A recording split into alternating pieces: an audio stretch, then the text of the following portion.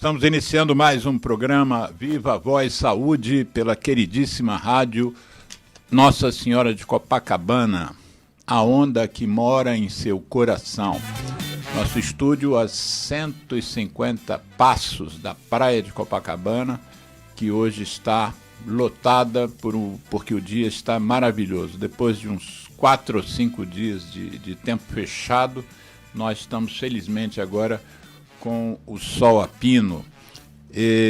Hoje é dia 2 de setembro de 2023 e há 3, 4 dias atrás foi um dia importante para a nossa ONG, para o Centro de Apoio ao Tabagista, porque foi o Dia Nacional de Combate ao Fumo. É um dia celebrado desde 1986 e foi uma lei federal sancionada pelo então presidente José Sarney, presidente da República, e foi fruto do esforço de muitos ativistas, de muitos profissionais de saúde e de universidades que queriam que o Brasil tivesse uma data onde a gente pudesse veicular informação sobre o maior problema de saúde pública do planeta, que é o uso e a dependência em nicotina.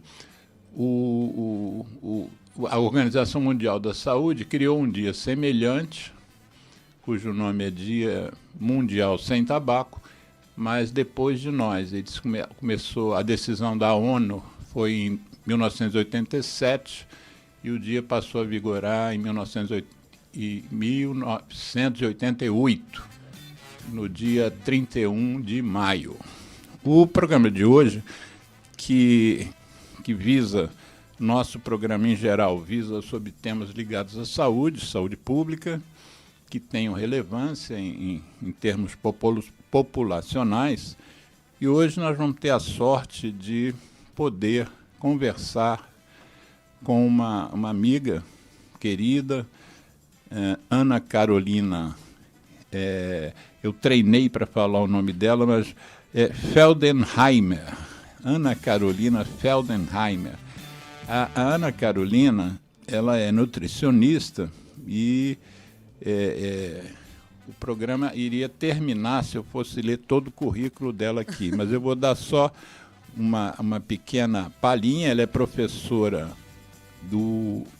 associada do Departamento de Nutrição Social da UERJ, que é a Universidade do Estado do Rio de Janeiro. É pós-graduada em nutrição pela USP, ela é natural de São Paulo e tem um resto da sua formação, é mestre, é doutora em nutrição também pela USP, mas felizmente para o Rio de Janeiro ela está aqui conosco e agora ninguém tasca, ninguém tira.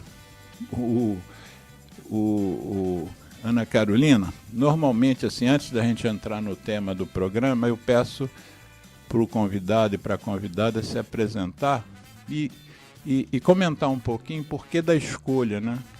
A minha falecida mãe, que vai fazer 10 anos que faleceu por uma complicação de uma insuficiência renal crônica, ela era nutricionista também.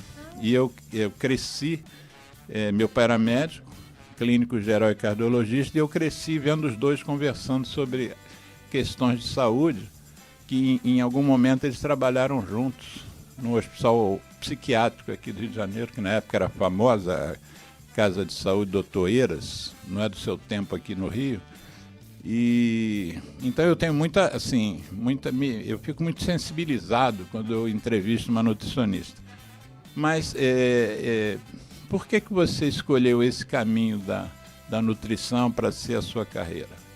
Bom, boa tarde, né, pessoal? Boa tarde, Alexandre, né, que nos acompanha aqui na rádio. Quando eu estava na época, né, da escolha do vestibular, que é uma época que não é muito fácil, né? Acho que todos os jovens, quando tem 18 anos, mais ou menos 17, tem uma decisão de vida que até é um pouco injusta com eles, né?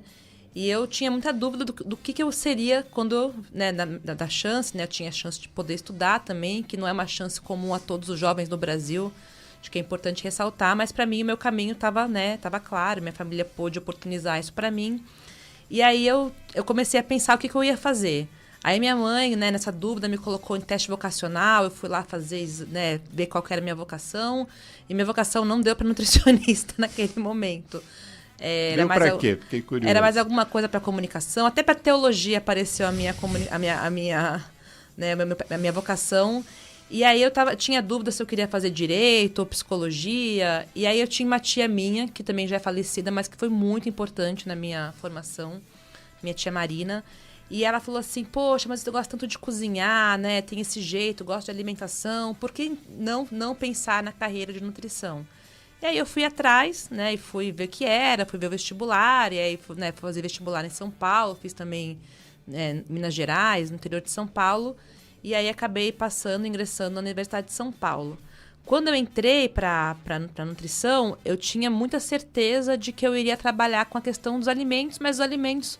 ou na produção de alimentos, né? Tem uma área da nossa profissão que é a área de trabalhar na produção de alimentação coletiva, né? Em restaurantes, para grandes populações, né? Que a gente tem aí tanto comercial como de empresa. E eu tinha certeza que era o caminho que eu ia trilhar. Mas, né? Eu fiz a minha graduação lá na USP, na Faculdade de Saúde Pública, que tem o curso ele tem uma inclinação muito importante para a saúde coletiva, né? Para a saúde pública.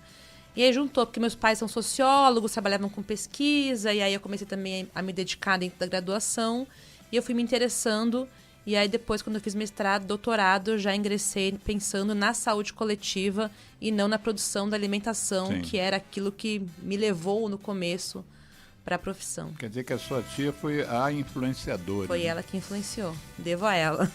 Sem ser pela rede social, a rede familiar. Sim, rede familiar, né?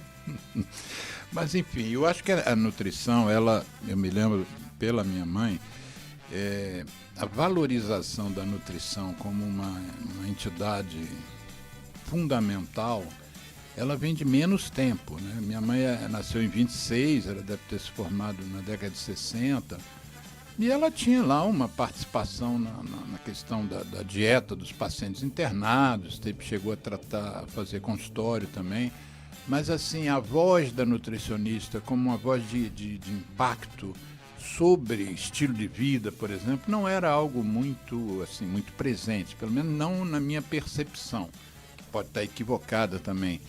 Mas eu acho que a percepção de que a alimentação é um item fundamental dentro do estilo de vida, o estilo de alimentação passou a ser considerado fundamental para melhor qualidade de vida, para maior tempo de vida, para controle de doenças, né? A gente tem várias doenças que são muito associadas à forma como você se alimenta. Então a gente tem infartos, AVC, né? Os derrames, você tem hipertensão arterial, diabetes, você tem obesidade, você tem uma série de questões ligadas à nutrição e ao estilo de vida associado a como a gente se alimenta. Por outro lado, a gente entrou numa fase de sindemia, né, que a gente consegue associar 3 questões complicadas, que é a mudança climática, a desnutrição e a fome e a obesidade, né? Me fala um pouquinho dessa associação, porque inclusive por causa dessa associação que eu aprendi a falar sindemia. Quando eu vi a primeira vez, eu nunca tinha ouvido a palavra, e não tem muito tempo, né? Fala um pouquinho sobre o que é essa sindemia que a gente está vivendo agora. Vamos lá. Esse termo da sindemia, né, que você traz para a gente, ele foi um termo que foi... Sindemia, na verdade, é um termo mais antigo, porque ele diz que quando a gente tem 2, né, ou mais epidemias que são concomitantes, que na verdade não só acontecem juntos, mas que tem uma relação causal também que se encontram, né? Então a população é afetada ao mesmo tempo, mas a causa tem uma correlação muito grande. Então isso que define, né, essa questão da sindemia. E em 2009, né, o Boyd Swinburne, que é um neozelandês, é um pensador muito famoso na nutrição... 2019. Ele, com um conjunto, né, de pesquisadores, fizeram um trabalho que foi publicado no Lancet, né, na revista científica, e que trazia esse conceito, então, da sindemia global. E ele trazia, então, nessa questão da má nutrição. E aí, quando eu falo em má nutrição, eu penso em todos os desfechos negativos de uma má alimentação. E aí vou voltar um pouquinho no seu comentário, né, da sua mãe, da formação do nutricionista. O Brasil foi um país que até mais ou menos anos 70, 80, nossa maior preocupação era o baixo peso, eram crianças desnutridas, né? A gente tinha foto de crianças com cachocor, com marasmo, né, que eram decorrência da pouca alimentação que havia no nosso país, da pobreza, né, porque na verdade é uma relação muito forte. E teve uma mudança muito grande nos últimos 30, 40 anos, né, tanto das doenças que nos afetam, como também de como está a alimentação no nosso estilo de vida. Então, voltando para o conceito da sinemia, né, cunhado pelo Swinburne, um coletivo, não foi só eles, mas ele é quem encabeça essa proposta, ele vai dizer que tanto a desnutrição, né, que hoje, por exemplo, no mundo, tem 800 milhões de pessoas que estão subnutridas. Né? Segundo dados da FAO. Se nós temos 8 bilhões de pessoas, chegando a 8 bilhões, nós temos 10%. 10% da população hoje está numa condição de subnutrição, mas subnutrição com impacto na saúde, não que esteja mal alimentada. A gente pode falar sobre isso mais para frente, né, que a FAO classifica. Então, a gente tem um contingente de pessoas hoje que tem essa questão, né, da malnutrição pela falta, mas hoje o contingente maior, né, que sofre dessa má nutrição é quem sofre pelo excesso. E aí a gente vai discutir sobre obesidade, sobre excesso de peso, sobre doenças crônicas não transmissíveis, hipertensão, diabetes, doenças cardiovasculares. E aí o Swinburne, nesse trabalho, ele junta, então, né, tanto a questão climática, que hoje nos aflige, e é muito difícil, né, quem não reconhecer a questão climática, só a gente perceber o mundo, como ele está alterando rapidamente a questão, e a alimentação. Então, tanto na questão dos desfechos, do que causa, ele fala que a gente pode ter soluções hoje que vão atuar, ao mesmo tempo pensando na melhoria das questões climáticas, na melhoria dos índices de obesidade e também garantindo que as pessoas consigam se alimentar com quantidade de alimentos. E uma questão importante, ele vai trazer várias questões nessa publicação dele, transporte, consumo, né? Mas todo mundo, né, esses 8 bilhões de pessoas do mundo, deveriam comer 3 vezes por dia. Então, a alimentação ela tem um papel muito importante na produção desses alimentos que vai impactar na questão climática. Então, de uma maneira mais resumida desse processo, é isso. Tudo que a gente come, da onde vem, como é produzido, né? Quando eu escolho comer o alimento A ou B, qual é o impacto climático que ele vai ter para a gente, né? Então, tanto na produção do alimento, como quando chega na minha casa, no lixo que gera. Então, ele vai dizer que tem uma cadeia aí da alimentação que pode ajudar a gente a ficar mais saudável e o planeta também ser mais resiliente e conseguir que a gente atravesse esse período que a gente está vivendo hoje de aquecimento global, que é importante também. Quando a gente pensa no aquecimento global, com frequência vem à nossa mente questões ligadas, vamos dizer, diretamente ao clima. Chuvas torrenciais com enchentes, locais de seca extrema. Como é que essa alteração climática interfere diretamente na questão da má nutrição, da desnutrição e do excesso de alimentos não saudáveis? Então, a alimentação, ela tanto ajuda a causar o aquecimento global, como também é altamente impactada por ele. Sim. Então, por exemplo... Como é que ela ajuda a causar o aquecimento global? Como ela ajuda a causar o aquecimento global? A maneira como os alimentos vêm sendo cultivados hoje. Né? Hoje, atualmente, o sistema global alimentar, ele privilegia, por exemplo, monoculturas, né? Vamos voltar nas nossas aulas de geografia do ensino médio, né? Grandes plantações de monocultura, grandes plantações... O que é monocultura? Monocultura é quando, em uma grande extensão de terra, planta-se só um tipo de alimento. Soja, por exemplo. No Brasil, por exemplo, soja. O Brasil planta muito milho também, mas pode ser de trigo, né? Pode ser de cana-de-açúcar. Então, a monocultura, ela demanda que na sua utilização ela usa muita água, usa agrotóxico, né? Ela polui o ambiente que ela está produzindo e não produz os alimentos que a gente come. Porque nenhum de nós, né, no nosso dia a dia, come uma grande quantidade de açúcar que vem da cana, ou então milho, todas as refeições, ou soja. Então, esses produtos eles vão ser usados em grande quantidade, ou para combustível, ou para alimentar os animais. E aí, o segundo ponto também, que tem uma discussão bem importante do aquecimento global, que é a questão da proteína animal. Né? Hoje, se eu como uma proteína de fonte vegetal, por exemplo, uma leguminosa, um feijão, eu vou consumir uma quantidade de água. Quando eu vou consumir a carne, por exemplo, a água que ela gasta para poder ser criada e produzida, ela é 10, 20 vezes superior à água que é feita, né, então, no quilo de feijão para um quilo de carne. E também os animais, eles geram emissão de carbono. Então, por um lado, né, o nosso sistema alimentar, ele está poluindo. E, por outro, ele sofre fortemente os impactos. Né? Quando uma região, por exemplo, tem a chuva maior ou menor do que deveria, do que estava acostumado, a plantação é a primeira que sofre. Né? O sul do Brasil, por exemplo, que é uma área que planta muito arroz, precisa de água.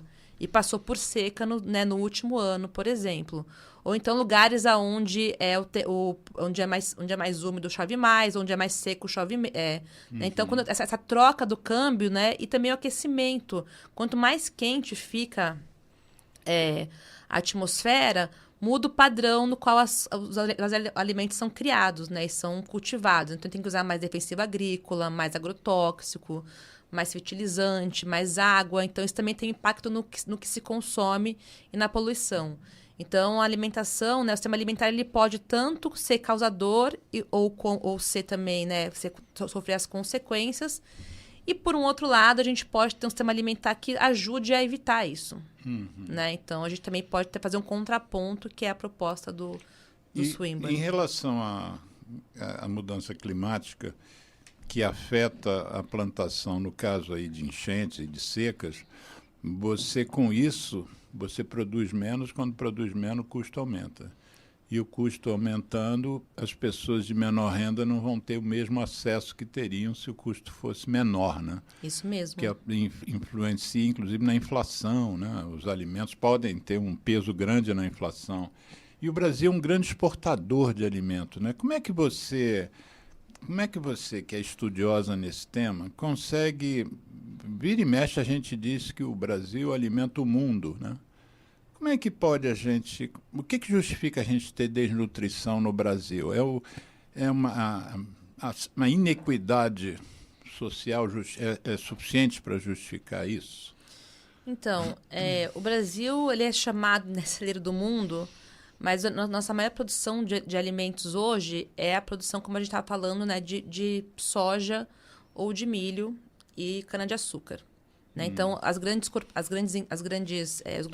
produtores, né, os rurais, né, os grandes fazendeiros, o que eles plantam não são alimentos nos quais a gente consome no dia a dia. Então, essa é a primeira questão, né? O quanto que o que a gente... E junte-se a isso, o que não é alimento, que é o tabaco também, né? 85% é exportado. Isso, né? Então, tem uma exportação muito grande e que vai virar ou ração animal, esses produtos, mas também vão virar a base dos produtos ultraprocessados, né? Que são...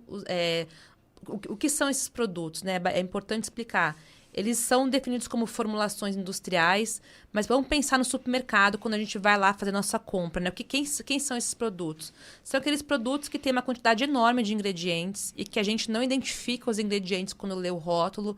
Então, tem sorbato de cálcio, tem espessante, tal, corante. E aí, no popular, né? É isso. Salgadinho de pacote, miojo, né? Carnes que são carnes processadas...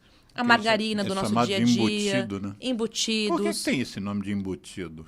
Você sabe? Porque eles embutem, provavelmente da maneira como se faz, né? Sim. Deve embutir a carne num pedaço processa e faz um... Então, o Brasil, por um lado, né, o agronegócio, ele produz, então, praticamente a base que vai servir para alimentos ultraprocessados ou ração animal ou para combustível, né? Para biodiesel, né? Os combustíveis aí tem fonte... Tem etanol. Etanol, isso, né? Que a gente hoje também tem um consumo grande no nosso país.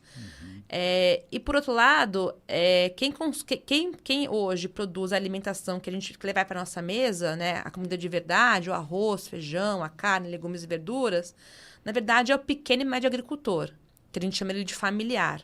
Né? Agricultura familiar. Que é um conjunto de agricultores que eles são menores, né? Eles não têm grandes extensões de terra, mas podem ter terras um pouco maiores ou um pouco menores, que vão produzir a base da nossa alimentação, que é o arroz, o feijão, como eu falei, as carnes, verduras, legumes. Então, no Brasil, hoje, a gente tem uma divisão entre quem produz alimentação e quem produz o que a gente chama de commodities, né? O soja, o trigo, milho e açúcar, e a cana-de-açúcar. E, na verdade, quem alimenta a gente são os pequenos. E aí a pergunta que você fez, né? O custo da alimentação. Quem sofre maior impacto hoje da questão climática são os pequenos.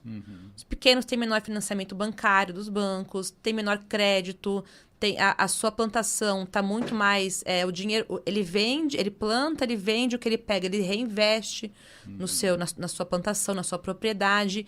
Então, cada vez que esse pequeno agricultor ele perde, né, a sua colheita, ele fica com uma parte dela estragada, isso vai impactar mais no negócio. E aí impacta para a gente também, que é o consumidor. Né? Aqui no Rio de Janeiro, por exemplo, a gente depende muito da região serrana. Para folhas, por exemplo. Quem planta é Petrópolis, Teresópolis, isso. Magé. Quando tem, por exemplo, uma chuva muito grande naquela região, todos nós, quando vamos ao supermercado, sentimos ou a falta dos produtos ou o preço que aumenta muito, né? Nas feiras, nos espaços de compra desses produtos. Então, hoje, quem acaba sendo mais prejudicado são os pequenos produtores, né, que são os que alimentam a gente e que vai impactar na dona de casa. Né? Quem nos escuta hoje e vai ao supermercado sabe quanto custa o peso da alimentação no dia a dia. E você acha que... Eu fico pensando, assim, em termos de comunicação, porque eu sei que você gosta de comunicação. Esse programa aqui é um exemplo também de como nós gostamos e achamos importante informar, informação em saúde. E quando a gente percebe como é que é a comunicação da comida, do alimento, da energia extraída de coisas que a gente coloca na boca, a gente vê que a comunicação ela é praticamente restrita a fast food e alimentos ultraprocessados, bebidas adocicadas, refrigerantes. Você não vê um estímulo ao consumo de alimentação in natura. Então, isso deve... Você deve saber mais que eu sobre isso, obviamente, mas isso deve impactar também nas preferências das pessoas que são bombardeadas com esse tipo de comunicação. Como é que você vê essa... Eu nunca vi, por exemplo, um anúncio dizendo assim, como a nossa alface, porque a nossa alface tem, né, um gosto X, ela tem os nutrientes tais, porque quando você falou no que está escrito nos rótulos, nós já fizemos aqui até um programa com a Mariana Claudino e a Fernanda Hack sobre o rótulo, né? Eles tinham um movimento, que acho que ainda tem, chamado Põe no Rótulo. Sim. Vira e mexe, eu tento decifrar, e eu sou médico, eu tento decifrar os termos que estão nos rótulos, né? Eu não consigo, eu não entendo. Boa parte do que está ali, para mim, e piora quando faz a questão da porção, né? Percentual. E aí que eu entendo menos ainda. Mas como é que você vê essa coisa? Quem domina... O nome que você sugeriu que a gente desse o programa é alimentação adequada e saudável. Quais são os desafios, né? Mas quem domina a comunicação de alimento nos meios de comunicação são os produtores de alimentos não saudáveis. Como é que você vê essa contradição? E esse é um dos desafios que você elencou? Sim. Acho que hoje um dos maiores desafios, né? A gente vive numa era da comunicação e cada vez mais a gente tem mais informação à nossa disposição. Acho que até que eu comento que nunca, né? Nunca antes tivemos tanta informação à disposição. E aí tem algumas questões, né? O primeiro é como essa informação vem travestida. Muitas vezes a informação ela é uma informação publicitária e com o interesse de induzir o indivíduo ao consumo, né, do produto, e como a gente estava conversando antes, né, sobre outras estratégias que são feitas pela indústria, e ela vem trazer, então, essa questão de te trazer uma informação que é enviesada, né, ela é um pouco torta e não é bem o que ela deveria colocar.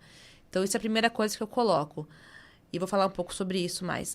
A segunda questão importante é que as grandes corporações que produzem alimentos, né, as Big Foods, né, que a gente chama assim... Big Foods.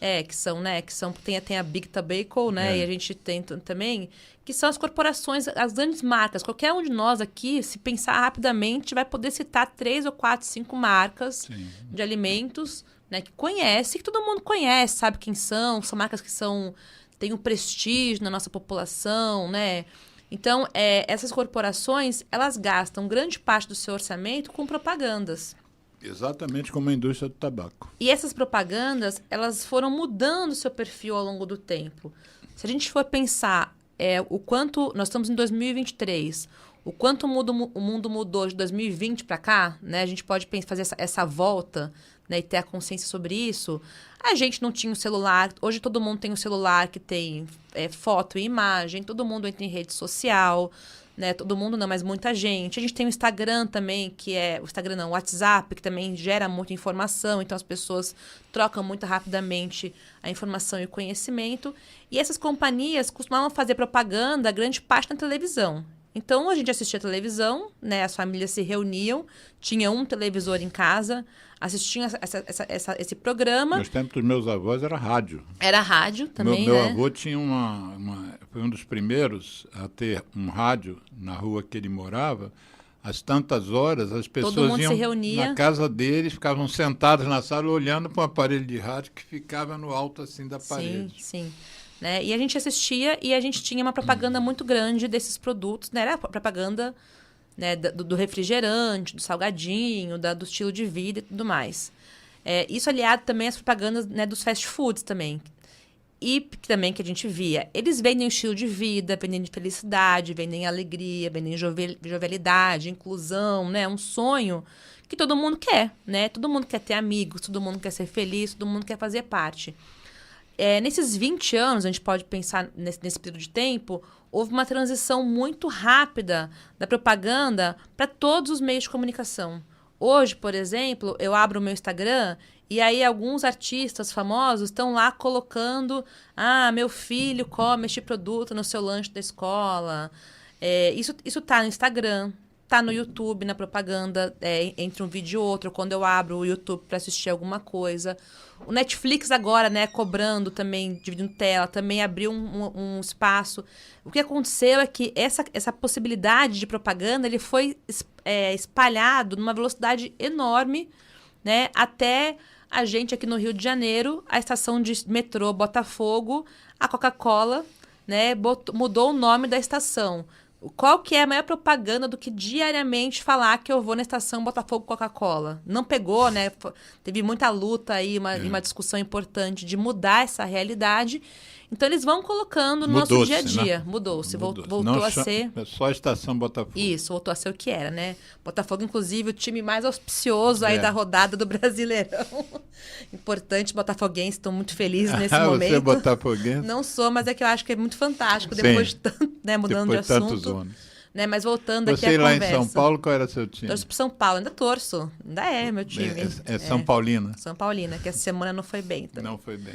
Mas vamos lá. Foi eliminado.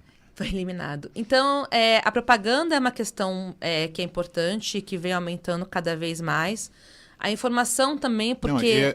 É bom marcar bem o que você acabou de dizer, porque a propaganda só existe para os alimentos ultraprocessados e os fast foods. Não existe uma propaganda, nem mesmo institucional. Você não consegue detectar sobre alimentação, como você chamou, de adequada e saudável. Não existe. Como o meu tomate que é mais vermelhinho do que o outro, não existe. Porque o pequeno produtor ele não tem recurso financeiro, ele não tem espaço, né? Embora a televisão seja uma concessão pública, ela não tem, por exemplo, um espaço por dia de 5 minutos que seja para fazer uma propaganda anti-tabaco, para fazer uma propaganda em prol das pessoas caminharem, né? De graça, porque não é de graça, porque é uma concessão pública, né? E o Estado, porque eu trabalhei um tempo no Ministério da Saúde, a gente não tem orçamento para fazer essa propaganda também, né? Tem uma limitação muito grande. Quando o Ministério da Saúde hoje bota a propaganda da vacinação infantil, ele tem que pagar, né? Não é uma coisa gratuita. As redes de televisão não fazem isso pro bono ou numa troca. Deveria isso ter uma lei hoje que garantisse que uma parte da publicidade da televisão fosse do Ministério da Saúde, da Educação, dos outros ministérios, do governo federal, né? Então, uma questão importante. Então, esse poder, e é importante entender que parte do dinheiro que as indústrias têm, elas investem nesse espaço, que é convencer o consumidor a comprar seus produtos. Eu me lembro de um programa que nós fizemos aqui, que eu até comentei com você em off. A gente fez um programa com a Daniela Canella. E conversamos sobre alimentos in natura, sobre alimentos ultraprocessados, semi-processados. E quando eu desci, quando o programa acabou, eu desci aqui na frente, tem uma praça, né, na frente do estúdio, e um pouco mais lá perto da rua principal de Copacabana, tinha um desses outdoors que são únicos, né? Eles ficam na calçada e as mensagens vão passando, as fotos vão passando. Quando eu cheguei lá, a foto que tinha era de um desses tipo burger, com 4 andares, né? Cada andar com seus recheios, aquela carne processada e queijos e não sei o quê. Mas era feito com uma luz especial, né? Eu sou fotógrafo também, né? Então você vê que aquilo ali foi o laboratório que editou aquela foto, que botou o brilho X. A boca da gente enche d'água. Pois é, a gente acha que tem que sair naquele... Parece que até sai o cheiro na foto pra gente, né? Sai o cheiro na foto, exatamente. A gente se sente... E essa comunicação não existe para o outro lado, né? Não existe. Então, prato de arroz com feijão e metade de verde, né? E um suco de laranja na frente do prato. Isso você nunca viu uma comunicação dessa. É muito difícil, né? A gente até pode ver aqui no Rio, uma época, a rede Hortifruti fazia um pouco, mas assim, é uma rede que pontualmente, que faz um investimento, e é uma rede que tem um custo também dos seus alimentos que não é a mais barata. Então, assim, é isso. Isso é a primeira coisa. Mas aliado a essa questão da propaganda, a indústria ela age com uma segunda estratégia, que é a ampliação máxima dos seus pontos de venda. Então, também, cada um que está em casa hoje pode pensar o quanto tem que andar para comprar, por exemplo, uma latinha de refrigerante gelada, que a gente abre e até vem aquele barulhinho, né? Tipo do refrigerante. E quanto que a gente anda para comprar, por exemplo, uma fruta, né? Tem alguns espaços da cidade, né? E aí eu vou falar do Rio de Janeiro, mas também da região metropolitana, que não tem a gente aqui está em Copacabana. Copacabana, rapidamente, eu vou andando aqui, tem o Moço da Fruta, uma loja de suco. Aqui é uma região que é bem densa desse comércio. Na Barra da Tijuca, por exemplo, já não tem. Na Barra da Tijuca, se for pensar também no Campo Grande, em outros bairros do município aqui do Rio de Janeiro, ou nas comunidades, as comunidades têm barraquinha que vende refrigerante e salgadinho de pacote. Né? Mas não tem uma feirinha que aconteça perto de casa. Então, o segundo desafio, obstáculo, é realmente o acesso à alimentação saudável. Né? Porque quanto que eu ando e o quanto que eu vou ter que me deslocar para acessar aquele produto. Né? Então, quanto que... E aí, até quando eu estou dando aula, eu gosto de contar, né, que faço a piada da feira. Né? Quando a gente vai... Nossa mãe vai na feira, ela vai com o carrinho dela com a sacola e compra as coisas. Quando a gente vai junto, ela compra melancia, compra melão, né, que é mais pesado, que tem um ajudante para carregar, porque realmente é pesado. Né? A feira, ela é pesada para se carregar, para se levar em casa. Nem todo mundo tem a facilidade de ter um carro ou de ter um transporte que lhe coloque... Eu sou de uma época que você não tinha supermercados na quantidade que se tem hoje. As feiras livres eram muito utilizadas, né, pela minha mãe, por exemplo. Toda casa tinha um carrinho de compras, não sei se era um aramado, né? Porque aí com 2 andares para você sair carregando aquele carrinho. Isso morreu um pouco por causa das sacolas dos supermercados e a proximidade dos supermercados nos grandes centros, né? Vira e mexe, se esbarra com o supermercado. Eu, por exemplo, moro no Leblon, só do supermercado de Zona Sul tem 4 ou 5 unidades ali, né? Eles acabaram, inclusive, com os pequenos comércios, as quitandas, né? As mercearias, foram todas... Isso, aí o pequeno comércio foi fechando nos bairros, as feiras também, necessariamente. E as feiras, pode alguém falar assim, mas tem feira no meu bairro, mas será que a hora da feira é a hora que o trabalhador consegue ir também? Sim. Né? Perto da minha casa tem muitas feiras, mas eu dou aula de manhã e volto para casa no fim da tarde. 2 horas não tem nem xepa. Não tem mais a xepa. Né? Então, será que uma feira, por exemplo, se na minha casa tivesse uma feira que fosse das 6 da tarde às 9 da noite, era uma feira que os trabalhadores poderiam frequentar. Então, o acesso é a segunda questão importante da gente conseguir, então, da gente pensar mesmo o que é mais perto da gente. E você sabe, Ana Carolina, que eu faço uma pesquisa de pontos de venda de produtos de tabaco há anos. E eu uso 2 vias que se comunicam. Uma cruza o bairro do Leblon e outra cruza o bairro de Ipanema. Ipanema era onde era o meu consultório e Leblon onde eu moro. Aí eu pegava essas 2 vias e ia a pé até o final e voltava. E contava quantos pontos de venda de tabaco. No final, esse percurso dá 3,8 km. E eu dividia pelo número de pontos de venda, a pessoa tinha que andar 19 metros para conseguir comprar tabaco. E agora tem uma novidade, que os estabelecimentos que costumavam vender tabaco, restaurantes, bares, né, lanchonetes, estão declinando disso, não estão mais querendo vender tabaco. Numa outra rua do Leblon, eu investiguei 40 estabelecimentos desse tipo e só 4 vendem tabaco. Os outros 36 não vendem mais e dizem que é porque não dá lucro. O lucro é muito pequeno. Mas tem um fenômeno novo que substitui a perda desses pontos de venda para a indústria, que são as bancas de jornais, que se tornaram verdadeiras lojas de conveniência. Outro dia eu passei por uma banca de jornal e perguntei assim, poxa, você está vendendo 3 jornais hoje?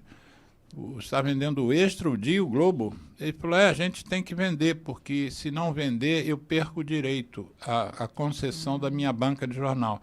Mas ele deve encomendar meia dúzia de jornais, né, 2 de cada marca, e o resto é tudo produto ultraprocessado. Não tem nada ali que faça bem à saúde, tirando a água mineral. O resto é doce, bebida adocicada e álcool. E cerveja. Exato, e álcool. E álcool. E álcool. Ou seja, só que esses pontos de venda estão se multiplicando. Elas viraram pequenas lojas de conveniência, sim, mas se você quiser comprar como uma loja de conveniência um algodão, uma pilha, é capaz de você não achar. Você só acha coisa que engorde ou que tenha excesso de açúcar ou excesso de álcool.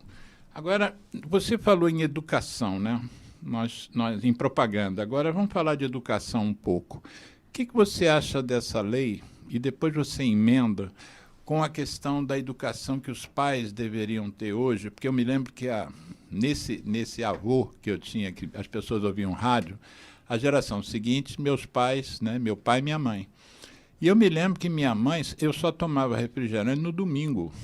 Havia lá um acordo na família, e só aos domingos, no almoço, é que a gente, criança, tinha direito a tomar refrigerante. O resto era suco, não era suco, porque meus pais também não tinham muito dinheiro lá atrás, mas era laranjada, por exemplo. Pegava 2 laranjas, botava água.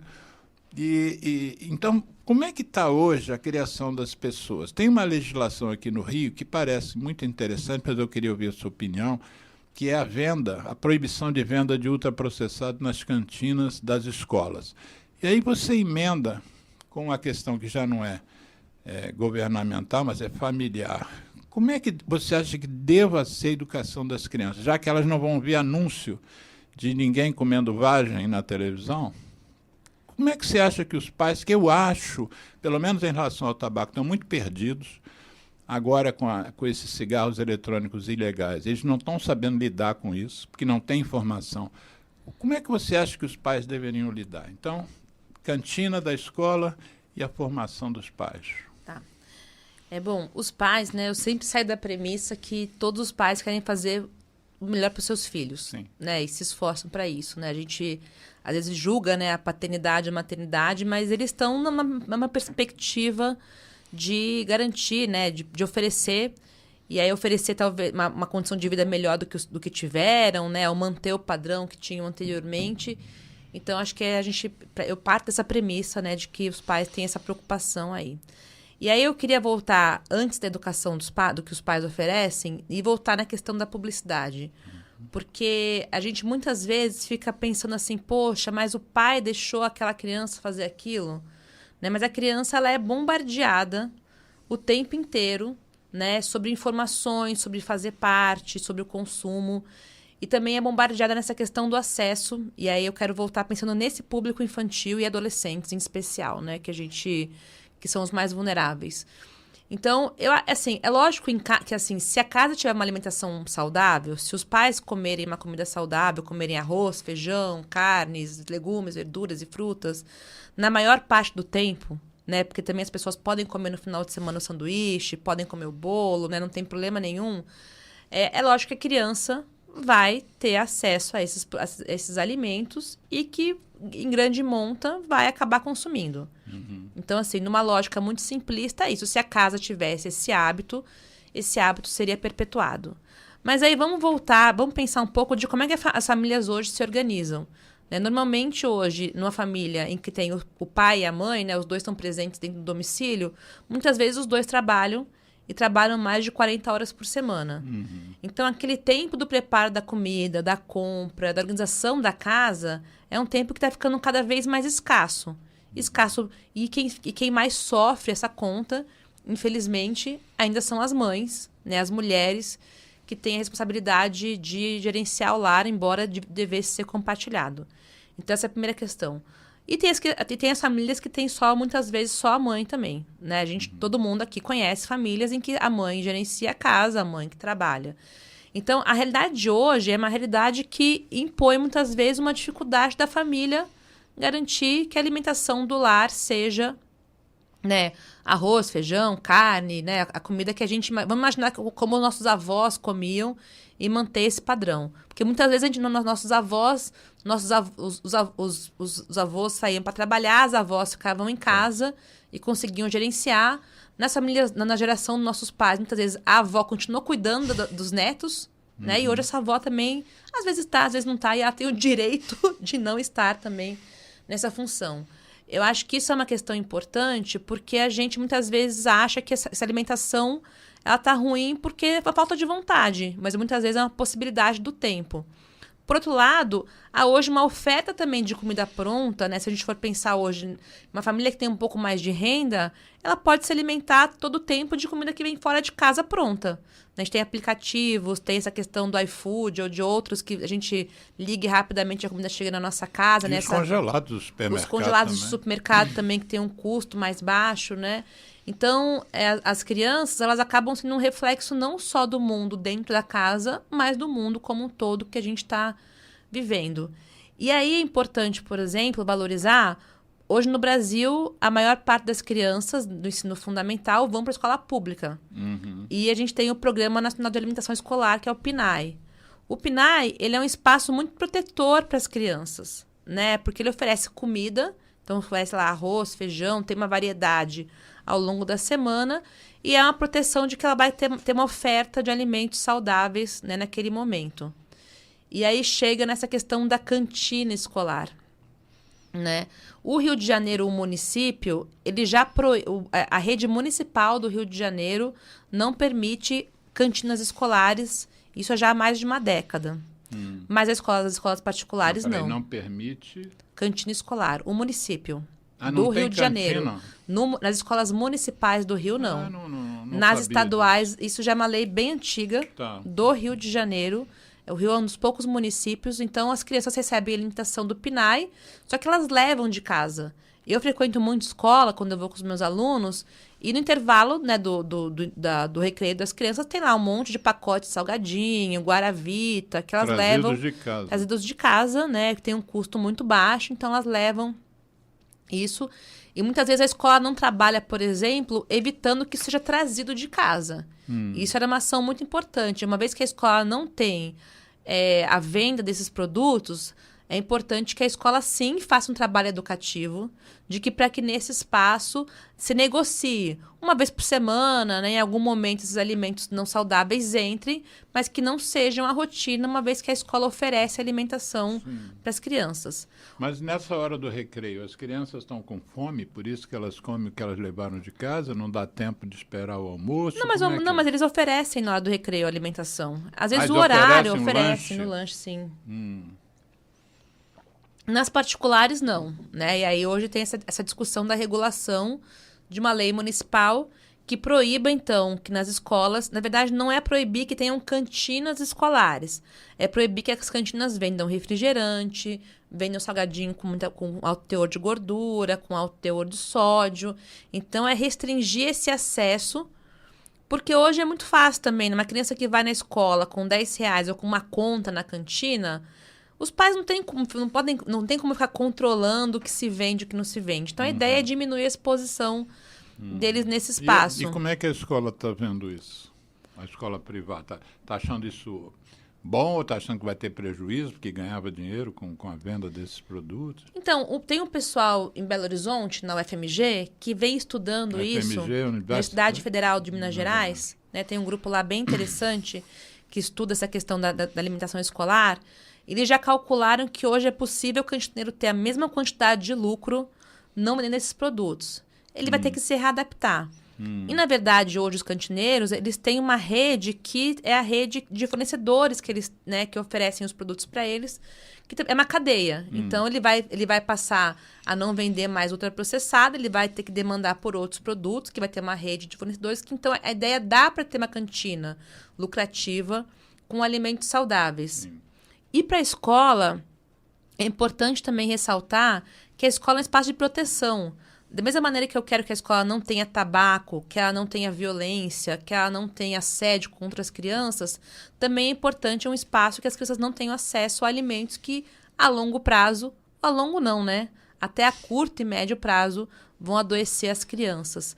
Então, esse espaço, né, os pais ficam mais tranquilos porque sabem que eles não vão consumir um monte de refrigerante, um monte de biscoito, um monte de bala, né? Então, mas é possível, né? A escola, nesse momento, podia aproveitar essa oportunidade e fazer a propaganda de uma escola saudável, né? Oferecer aos pais que adquirem seu serviço de educação um passo a mais, que é o passo de um lugar que é um ambiente que proteja as crianças.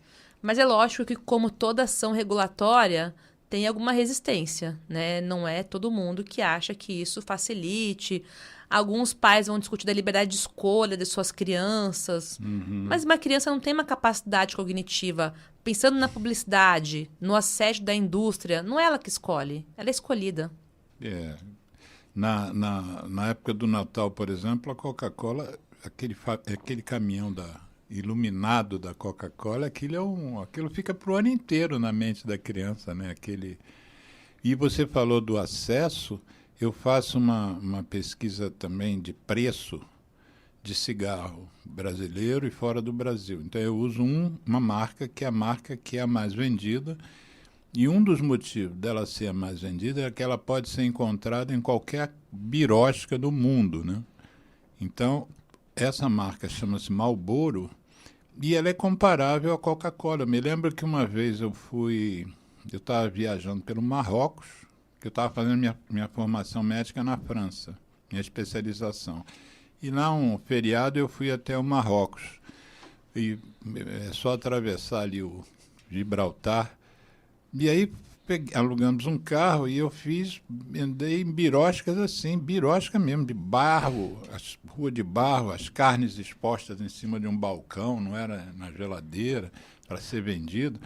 E lá tinha Coca-Cola, entendeu? Quer dizer... Uma geladeira. Um acesso que as pessoas têm à bebida adocicada que elas não têm. Se eu quisesse ali tomar um suco de caju, não ia... De caju que não deve ter caju, mas se eu quisesse um suco de laranja, não ia conseguir. Porque não tinha laranja como tem a rede de distribuição desses alimentos processados. Vamos fazer uma coisa, Ana Carolina, vamos fazer um intervalo. Eu vou pedir o Geraldo para botar a música do Tony Garrido, que as músicas do intervalo têm a ver com cigarro. Essa chama-se Eu Trago a Música. Ao invés de tragar cigarro, ele traga a música. É Tony Garrido, nosso querido Tony Garrido, Cidade Negra, e o Vange Souza. Vamos lá, Geraldo? ZY1 201, Associação Comunitária Nossa Senhora de Copacabana, 98,7 FM, a onda que chega ao seu coração.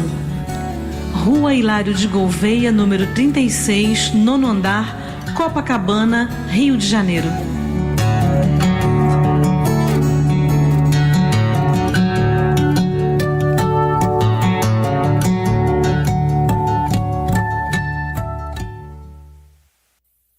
Eu me chamo Tony Garrido, junto de Vange Souza, a gente convida a dizer não ao cigarro, não ao tabaco.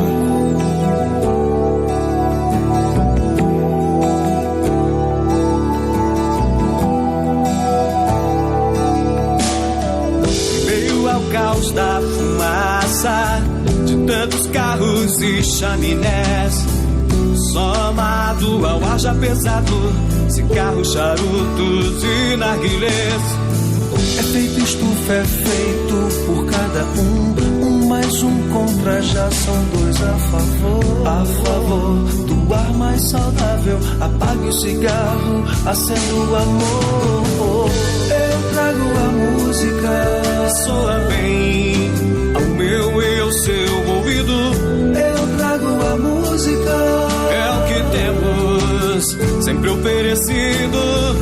Eu trago a música, respiramos melhor o planeta e nós. Eu trago a música, mundo sem tabaco, levante a sua voz.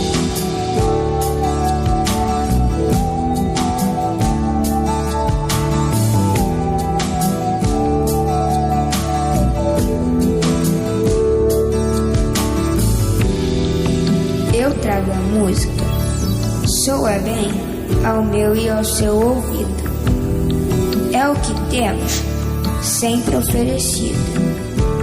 Eu trago a música, respiramos melhor o planeta e nós. Mundo sem tabaco, levante a sua voz. É feito estufa, é feito por cada um mais um contra, já são dois a favor do ar mais saudável. Apague o cigarro, acenda o amor. Eu trago a música, soa bem ao meu, ao seu ouvido. Eu trago a música, é o que temos sempre oferecido. Eu trago a música, respiramos melhor o planeta e nós. Eu trago a música, mundo sem tabaco, levante sua voz.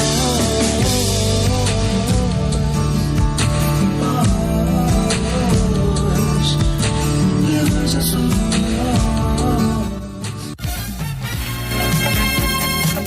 ZYU 201, Associação Comunitária Nossa Senhora de Copacabana, 98,7 FM, Rua Hilário de Gouveia, 36, nono andar, Copacabana, Rio de Janeiro.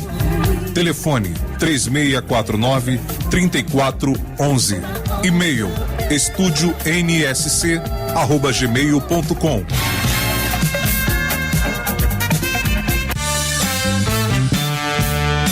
Estamos reiniciando o programa Viva a Voz Saúde deste sábado, 2 de setembro de 2023, aqui pela Rádio Nossa Senhora de Copacabana, no Rio de Janeiro. Nossa convidada, Ana Carolina Feldenheimer, é nutricionista, mestre e doutora na área e professora da Universidade do Estado do Rio de Janeiro, da UERJ. Aliás, o tema é alimentação, o título do programa sugerido pela convidada, como sempre, a gente pede o convidado para dar o título, é alimentação adequada e saudável, quais são os desafios para que a gente consiga chegar a isso. Mas uma curiosidade é que eu li agora que você é da UERJ, né? E a UERJ é um centro extraordinário de produção de ciência e de formação de profissionais. Eu já trouxe aqui temas os mais variados. Depois eu me toquei, na hora que eu estava escrevendo a chamada para o nosso programa de hoje, a quantidade de pessoas que já vieram falar sobre atividade física, um laboratório de atividade física que tem na UERJ. Já falamos sobre a questão da violência contra a mulher, porque vocês lá também têm um laboratório de análise da violência. Já falamos sobre alimentação com uma dupla, Vivian e Ana Beatriz, que trabalham com obesidade lá na UERJ. Já trouxemos Daniela Canella, também da UERJ. E a atividade física foi o Ricardo Oliveira, que é professor lá da pós-graduação da disciplina de educação física. Enfim, eu posso até estar esquecendo algum outro convidado, mas é uma... Fala um pouquinho da UERJ. Vocês, durante o nosso... Eu estou aqui mais ou menos há uns 8 anos, e durante esses 8 anos, houve um momento que a UERJ passou por graves dificuldades, né? Como é que está a UERJ agora? A gente, em 2016, né, a UERJ teve, na verdade, o Rio de Janeiro teve uma crise muito grande, né? Acho que o Estado, né? O Estado, né? Os fluminenses vão lembrar disso, né? E aí teve uma crise de arrecadação muito grande. E uma das principais afetadas nessa crise foi a universidade, porque o governo parou de pagar os salários dos professores, Sim. né? Não só o salário, a primeira coisa que aconteceu foi pagar todo mundo que era terceirizado. Então, todo o pessoal da limpeza, da segurança, esse foi o primeiro sintoma que a gente foi sentindo. E aí, acho que muitos, né, quem é servidor do Estado do Rio de Janeiro aqui nos escuta, vai lembrar dessa época, que foi uma época muito difícil, assim. E também o que aconteceu nos últimos anos, né, não só no cenário no Rio como no Brasil, também houve uma queda no investimento em pesquisas, né? Você estava falando, né, Alexandre? A UERJ ela é excelência em várias áreas, inclusive o hospital universitário também, o Pedro Ernesto também é um hospital que faz, né, atendimentos para a população, não só do Rio de Janeiro, como do Brasil todo, né? Tem pacientes que vêm de outros estados.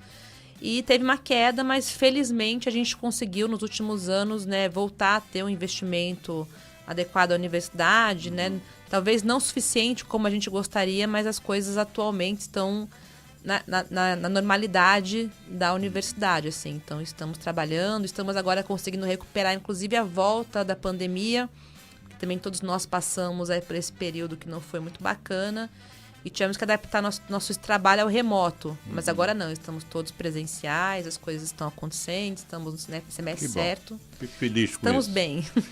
Vamos retomar o nosso tema sobre alimentação adequada. E eu queria que você definisse para as pessoas que estão nos ouvindo e vão nos ouvir ainda,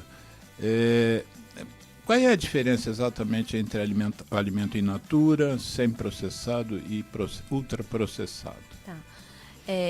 Eu não sei se todo mundo conhece, mas é um documento que eu recomendo, né, as pessoas conhecerem, que é o Guia Alimentar da População Brasileira. Né? O Brasil tem um guia. Esse guia, ele é um documento oficial do Brasil que vai dizer que ele vai ter as diretrizes nacionais sobre alimentação, e ele é pensado no brasileiro. Cada país do mundo, né, nem todos têm, mas muitos países têm um guia, e o guia ele é adaptado àquela população. Então, se fosse um guia da população da Arábia Saudita, por exemplo, teria um debate, e o nosso guia pensa, então, como é que o brasileiro deveria se alimentar.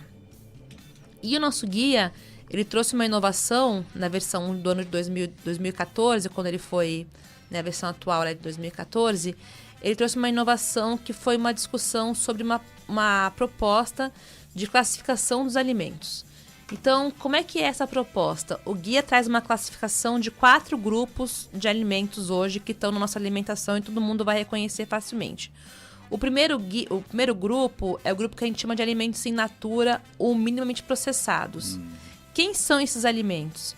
São todos os alimentos que eu consigo olhar para eles e eu reconheço quem eles são. E aí, né, vamos lá, o arroz, o feijão, todas as verduras, todos os legumes, as frutas, as carnes, os ovos, os fungos, né, cogumelos que a gente consome, a água. Então, eles são alimentos que eles são, vêm da natureza, né? Então, por exemplo, o ovo, ele vem da galinha. Quando eu olho o ovo, todo mundo conhece um ovo. Eu posso comer ovo cozido, frito, pochê. Tem gente que gosta de ovo cru, né? Então, são alimentos que a gente reconhece, né, da natureza, e a gente pode consumi-los ou crus ou em preparações culinárias. Então, por exemplo, dei exemplo, mas ovo cru não é uma coisa que a gente tem o hábito de consumir. Então, para consumir ovo, eu posso comer, por exemplo, ovo frito. Para fritar o ovo, eu vou precisar do segundo grupo de alimentos que o Guia Alimentar nos traz, que ele chama de ingredientes culinários. Quem são eles? Em especial, as gorduras. Então, os óleos que a gente consome, óleo de soja, azeite, óleos de girassol de vários tipos, manteiga, o sal, que a gente usa para salgar a comida, o açúcar, né? E alguns, a gente pode pensar... Então, são os 4 ingredientes culinários, porque eles são muito importantes para a gente consumir os alimentos do primeiro grupo. Então, se eu for comer um ovo frito, eu vou usar um pouquinho de óleo, um pouquinho de sal, e vou fritar meu ovo e vou consumi-lo. Né? Então, esses são só que o Guia Alimentar fala que esse grupo, a gente tem que usar ele com moderação. Então, eu não posso salgar muita comida, não posso colocar muito açúcar nas coisas. Muito óleo. Né? Muito óleo. Então, é interessante evitar alimentos que são fritos em imersão, né? Aquele frango frito, né? Colocar um pouco mais assar ou cozinhar os alimentos. Então, eles são usados para poder preparar os alimentos in natura, processados. Tem um terceiro grupo de alimentos, que ele vai chamar de processados, que são os alimentos do primeiro grupo, mas com alguma adição, então, de sal ou de gordura. Então, vamos pensar, né? O Rio de Janeiro é um estado que produz muito caqui. Eu só consigo comer caqui fresco mais ou menos em março, abril, até um pouquinho de maio. Depois eu posso fazer uma geleia de caqui, para eu poder comer caqui o resto do ano. Mas para geleia eu vou ter que colocar açúcar. Então, o caqui, que era uma fruta que tinha lá a sua fibra e um número X de calorias, quando eu faço uma geleia de caqui, eu estou aumentando muito a quantidade, né, de calorias naquele momento, na questão de açúcar, mas eu vou ter caqui mais tempo. Né? A geleia de caqui eu posso fazer lá e consumir o resto do ano. E você aplica a goiaba, o damasco, a goiaba, qualquer coisa. ao damasco, as frutas em calda, aos peixes enlatados, hoje uma sardinha em lata, tremoço que a gente come, faz conserva, azeitona, o queijo, que ele tem um pouco mais de sal e é concentrada a questão do leite, alguns tipos de pães. Então, são alimentos que eles têm mais caloria ou mais sódio do que o alimento na sua fonte natural. Mas, por exemplo, a geleia, eu complemento o meu pão. Eu vou lá, como pão com geleia, eu não vou comer um pote de geleia. Né? Ele vai complementar. Por exemplo, eu vou fazer lá uma torta e coloco azeitona, né, para dar um pouco mais de sabor no meu prato. Então, a gente vai usar eles também, a gente vai consumi-los, mas também não em grande quantidade. E tem o quarto grupo, que esse é o grupo... Esse é o último. Que é o último grupo de alimentos, que é o grupo dos ultraprocessados. Numa linguagem mais fácil da gente entender, em grande parte são os alimentos industrializados, né, que a gente encontra no supermercado, né, ou qualquer lugar, na verdade. Quando eu descer aqui hoje, daqui até o metrô, eu vou encontrar vários deles no meu caminho. Deixa eu te fazer uma pergunta sobre esse quarto grupo. Quando você descreveu o primeiro grupo, que é o alimento in natura, você disse, eu olho e sei o que é. Quando eu olho uma batata frita de saquinho, eu também sei o que é. É uma batata frita de saquinho. Como é que você sai dessa? Então, mas muitas vezes aquela batata frita, ela já não é a batata. Ela pegou a batata, eles cozinharam, fizeram uma massa de batata. Tem uma marca de batata que todo mundo conhece, que vem numa lata? Sim. E que ela magicamente todas têm o mesmo formato? Sim. Na natureza, elas não são iguais. Por quê? É um processo. Eles pegam a batata, moem ela, fazem um purê, fazem todo um processo e moldam naquele formato. Então, de batata mesmo, tem uma quantidade, mas às vezes muito pouco. Mas quando eu pego, por exemplo, um salgadinho de pacote, desses que são populares aí, Sim. Qual que é o ingrediente base dele? Farinha de trigo. Ou milho. Ou milho. Tem soja. Então, quando eu olho, eu não consigo mais reconhecer. E vou falar biscoito recheado. Qual que é o ingrediente base do biscoito recheado, por exemplo? Então, a gente tem mais dificuldade de reconhecer primeiro qual que é a fonte que gerou aquele alimento. Né? Então, isso é uma questão importante. Esses produtos, eles têm alta concentração de açúcar, de sal, de gordura. Então, quando eu pego, mesmo o biscoito que eu faço em casa, alguém aqui pode ser que tenha uma avó, uma mãe, ou mesmo seja biscoiteiro, a quantidade que eu uso de gordura e sal, eu tenho uma noção e um controle dele. Quando eu compro da indústria, eu não sei o quanto mais tem aquilo. Então, esse é um segundo fator importante. Então, voltando em quem são esses produtos. No supermercado hoje, parte dos pães são ultraprocessados. Então, vamos voltar lá, vamos pensar no nosso dia a dia aqui, né? No café da manhã, no almoço, no jantar. A bisnaguinha, por exemplo, é um produto ultraprocessado. A margarina é ultraprocessada. Né? Os leites de caixinha, alguns tipos que a gente chama de iogurte no supermercado, mas são compostos lácteos. Quando eu vou lá no rótulo e leio iogurte e tem só 2 ingredientes, é o iogurte que a gente tem referência como um alimento saudável. Agora, se no rótulo tem 5, 6, 8... Reparem isso no supermercado da próxima vez ou na sua casa, né? Olha um produto. Quando a lista de ingredientes parece uma bula de remédio com 5, 6, 7 linhas de produtos, esse é um produto que é ultraprocessado. Né? Então, é lógico que é facilmente o miojo, o refrigerante, a gente facilmente reconhece, mas tem outros que estão no nosso dia a dia que parece que são saudáveis, parece que são fit, parece que são cheios de fibra. Além do iogurte, esse parece. Tem pão integral. Pão integral que não tem farinha integral, por exemplo. Que é ultraprocessado. Eles só dão nome de integral para vender mais. Eles dão nome de integral. E aí, quando você vai ler a lista de ingrediente, o primeiro ingrediente é farinha de trigo normal, por exemplo. Aí o segundo ingrediente é açúcar. Aí o terceiro é farinha integral. Quer dizer, ele já não é o melhor da escolha. E nem deveria ter o nome de E não deveria ter nome de integral. Ele deveria dizer que é pão com fibra, sei lá. Ou então, e também, gente, um alimento que tem muita propaganda na caixa, então assim, mais fibra, mais vitamina, menos sódio, mais felicidade, desconfie. Porque com certeza, se alguém te coloca muita, é que nem falar assim, poxa, Alexandre, quero te apresentar uma amiga minha, ela é ótima, simpática, mas se botar muito predicado na pessoa, a gente começa a ficar meio desconfiado se essa pessoa realmente é tudo isso que estão vendendo. Posso falar uma coisa, doutor? Aquele iogurte que vale por um bifinho. Ele é ultraprocessado. Era o Danoninho. É o Danoninho. Ele é uma fonte muito boa de açúcar para criança, por exemplo, né? Boa, boa sendo irônica, desculpa. Ele tem uma quantidade muito grande de açúcar e de gordura e não tem... E também tem uma outra questão do ultraprocessado, gente, que esses alimentos, eles são fortificados, né? Então, o que acontece? O Danoninho. O Danoninho é um produto que ele é à base de leite, né? Tem açúcar, tem a gordura. E ele, quando começou a ser vendido, ele valia como um bifinho, porque na propaganda ele dizia que tinha a mesma quantidade de ferro de um bife. E aí eu quero voltar no grupo dos alimentos naturalmente processados e... assim, a natureza, né, pensando na evolução, no ser humano, ela ficou... Imagina quando a natureza vai lá, né, e por exemplo, o que tem ferro? O que tem ferro? As carnes, algumas folhas verde escuro, né? Então, assim... Couve, bertalha. E os nutrientes, eles estão espalhados entre os produtos. Mas estão espalhados numa questão que quando o nosso corpo digere, né, o nosso corpo... O Alexandre pode falar que ele é médico, é complexo esse processo, né? Da onde entra o alimento, quando a gente mastiga e vai digerindo, da onde que ele é absorvido. E quando, por exemplo, o ferro está com a carne, por exemplo, quando ele tem uma digestão no nosso corpo, ele vai acontecer um caminho que é um caminho praticamente perfeito, porque a natureza evoluiu muitos anos colocando ferro na carne.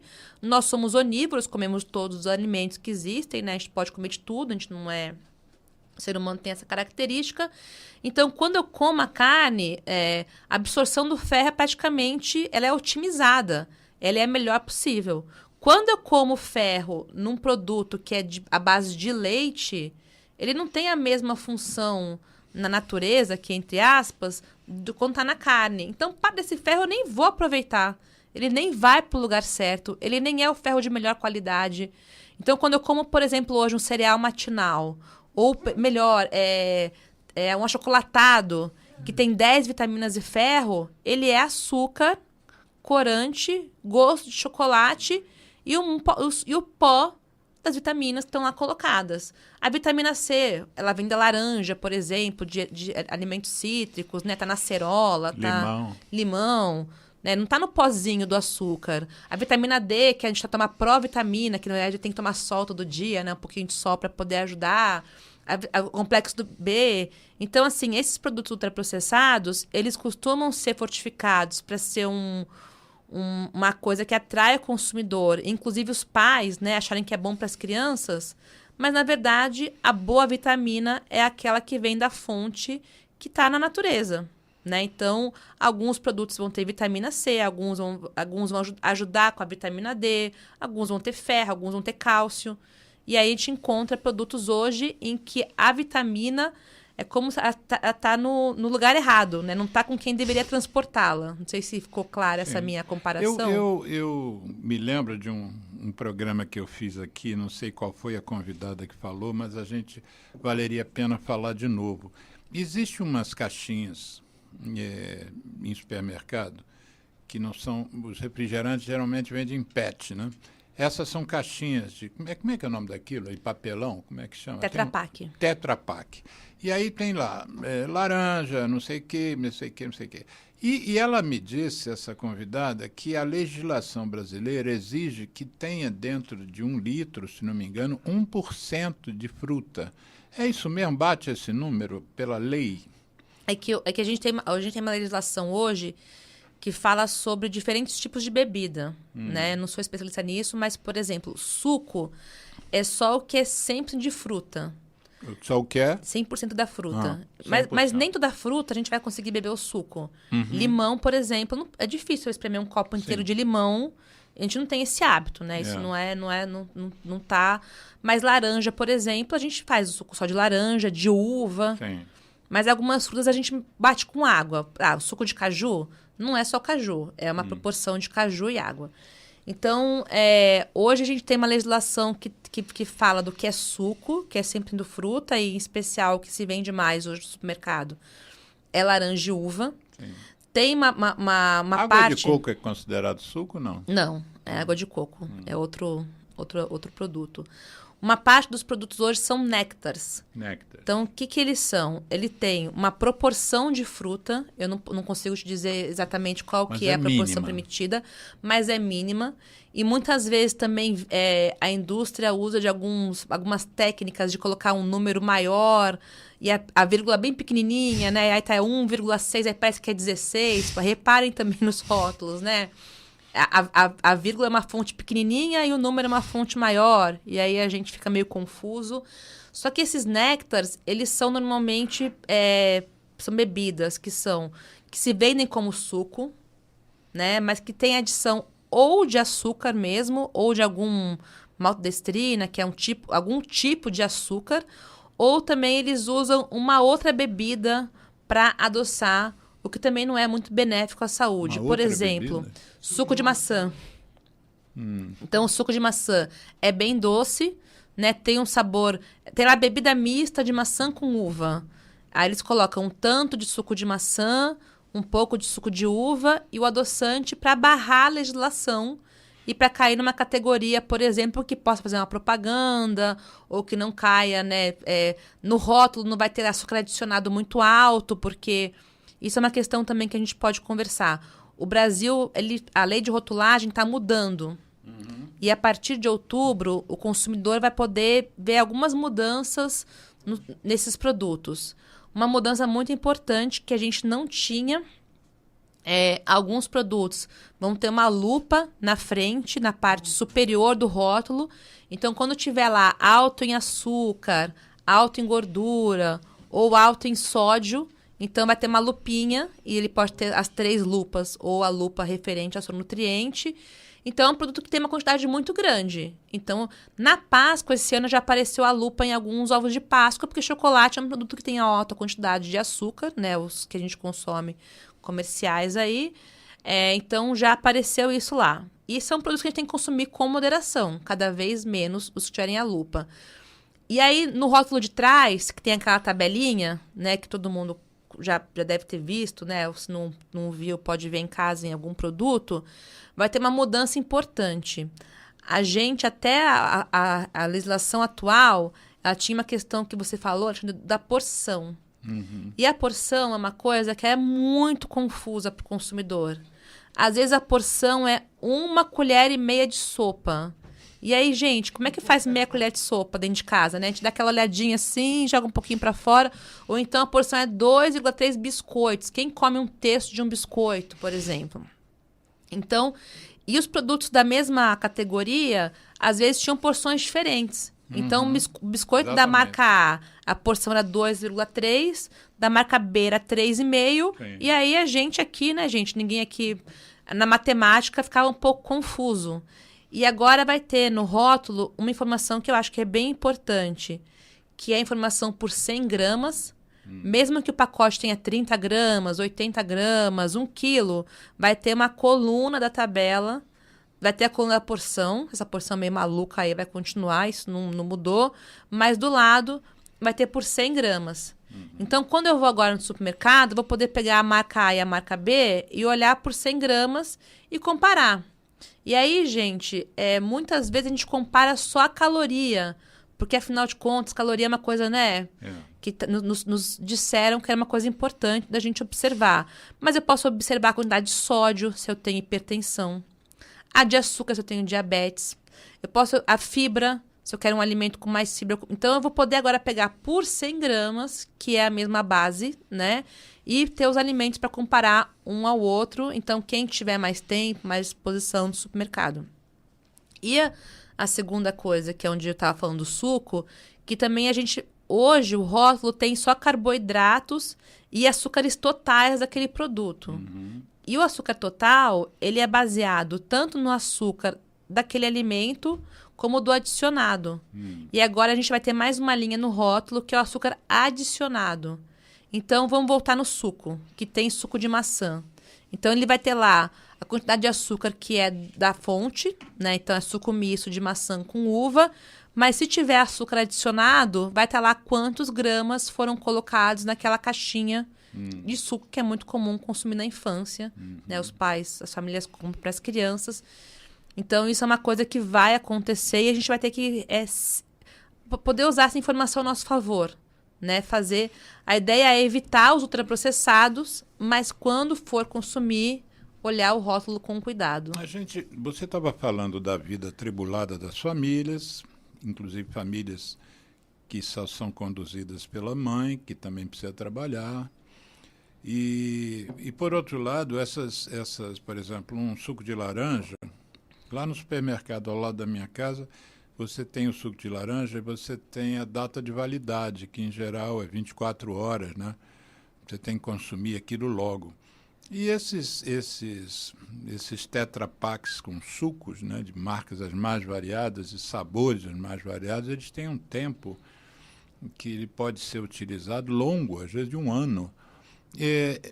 Isso tirando a gordura, o sal, sódio, enfim, esse 1,6% da própria fruta. O que tem mais lá que faz esse tipo de conservação e qual é o reflexo disso sobre a nossa saúde? Então, normalmente esses produtos têm conservante, acidulante, tem uma série de ingredientes, né, que eles fazem com que a deterioração das frutas, por exemplo, sejam postergadas, né, então, e que tem um tratamento que a gente pode chamar de químico, na verdade, né, com que faz com que aquele produto não estrague. Mas isso vai ter um impacto na nossa saúde. É bem interessante porque hoje a Anvisa, ela até faz uma avaliação de risco, né, então, desses produtos, né, desses conservantes na saúde, mas não tem estudos, por exemplo, sobre o uso cumulativo deles. O que é isso? Né? Então, ela analisa aquele conservante naquela caixa de suco. E ela analisa depois o conservante naquele biscoito, naquele... vamos falar, um biscoito, uma caixa de suco e...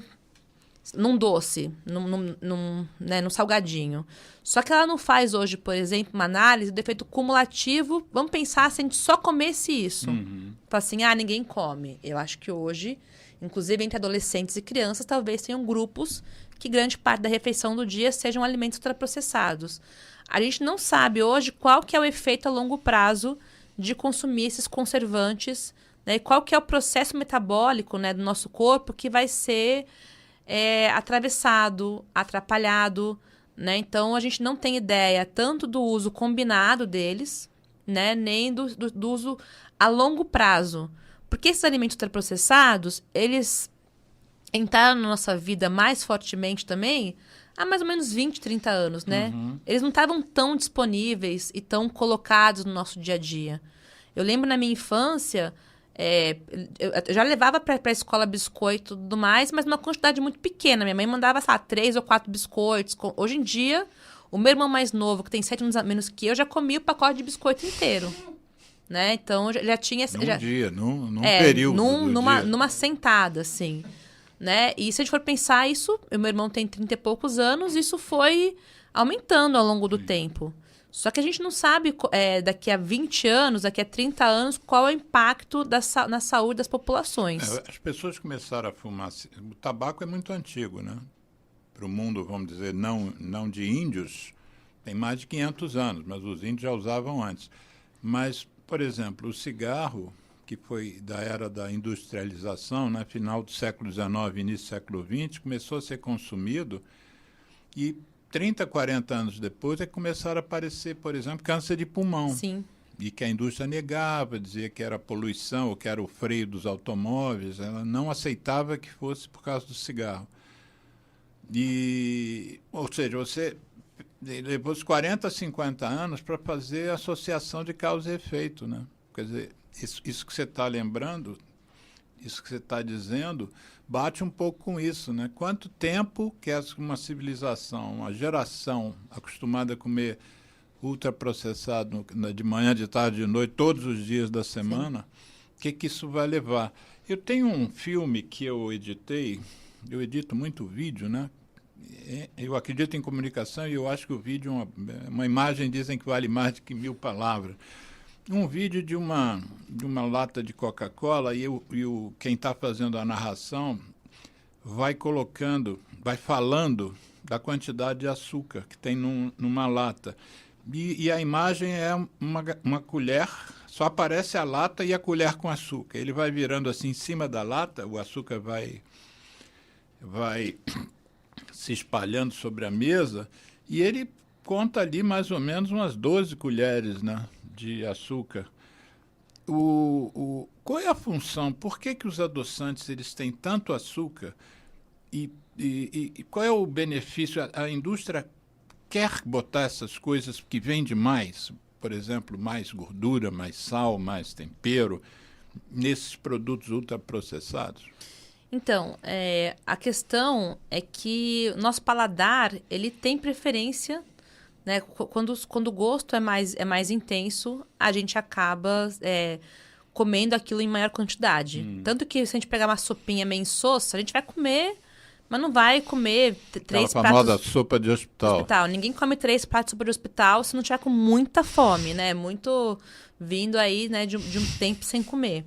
Então, assim, esses produtos, eles são hiperpalatáveis, a gente chama. Eles têm hiperpalatáveis. Eles têm um gosto...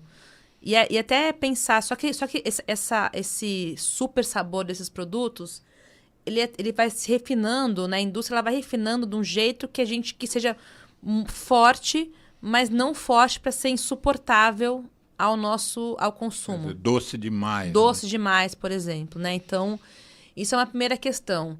A segunda questão é que esses ingredientes são muito baratos. Açúcar é um ingrediente muito barato. E pra gente no Brasil, né, se a gente for ver a formação da cozinha brasileira, né, o Brasil é um país que produz cana-de-açúcar quase desde o seu... Né, mais de 400 anos, aí não vou dizer 500, mas assim, né, desde muito cedo.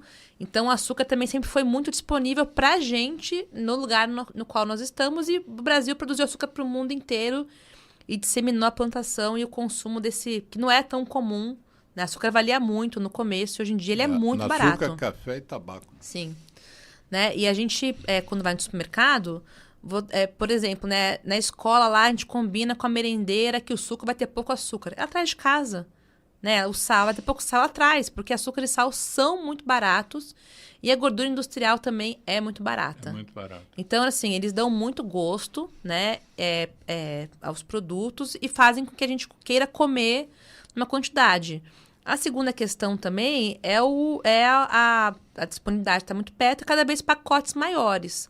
O pacote salgadinho que eu comia na minha infância era um tamanho, hoje esse pacote é 3, 4, 5 vezes o tamanho daquele pacote. Mas tem um fenômeno que vem sido também adotado pela indústria de alimentos, que é a substituição. Tem uma discussão, a gordura transindustrial, que a gente descobriu, né, que causa doença cardiovascular numa velocidade muito maior e muito mais deletéria, e que trocaram. Mas a troca a gente também não sabe se ela vai ser boa. Vamos ter que esperar aí uns 15, 20 anos para ver. Trocaram pelo quê? Por óleo de palma, por outros tipos de óleo, né, que a gente sabe que não são... Provavelmente tem um impacto aí, né? Que vamos ver como é que isso vai acontecer. Mas na questão do açúcar, que é um nutriente também que vem sendo questionado, vem sendo colocado na berlinda, a indústria vem usando adoçantes artificiais. Sim.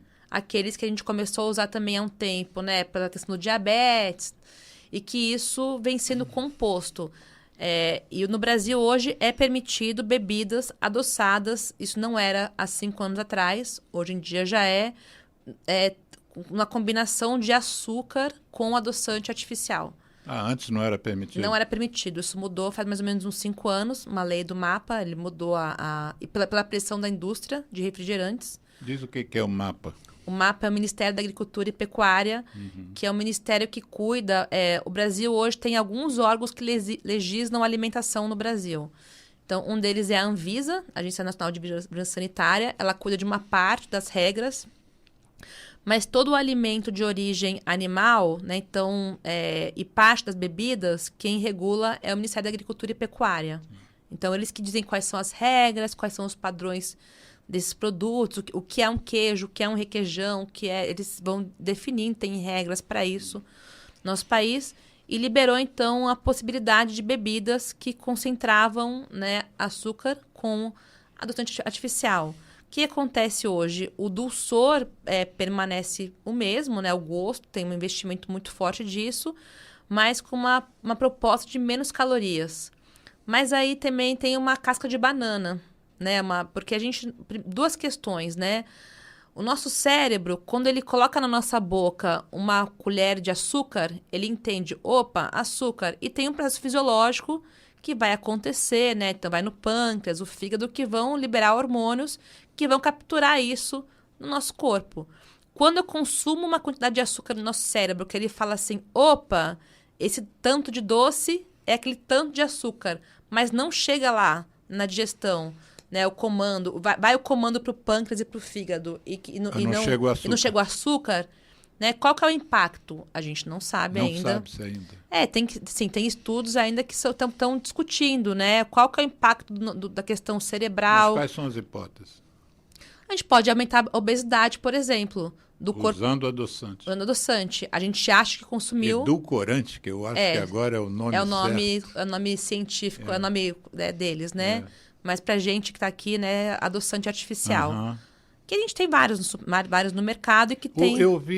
Nós trouxemos aqui um endocrinologista falando sobre uma doença que eles nomearam lá na PUC, no curso de transtornos alimentares, chamado farmarexia, que é a pessoa que se acha gorda sem estar gorda, sem estar acima do peso, quer se tratar.